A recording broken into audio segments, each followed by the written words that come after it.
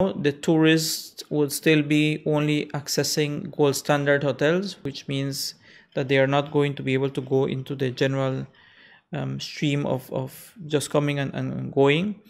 Belizeans, and I need to stress this, even though you're not going to be required to quarantine in a hotel upon arrival, it is still going to be the staff at the airport that will be telling everybody that you must or you should go and do at minimum 7 to 10 days of quarantine at home.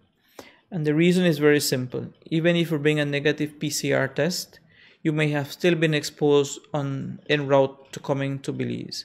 So I think people here can appreciate that you can bring a potential exposure from whoever is visiting you, and the people who are coming here to visit can also appreciate the reason why we are suggesting that you do elements of self-quarantine at home, because at the end of the day we want to make sure that you're avoiding exposure with your community, with your family, with your friends.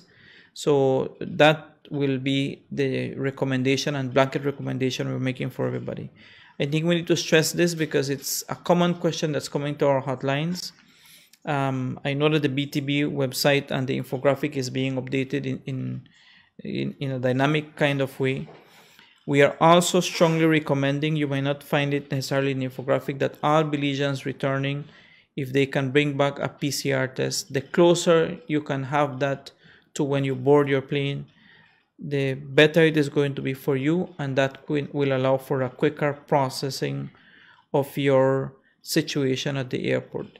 We are anticipating that with the full complement of staff at the airport, the lab techs would be able to process between 15 to 20 samples per hour. That's per lab technician, per lab technologist.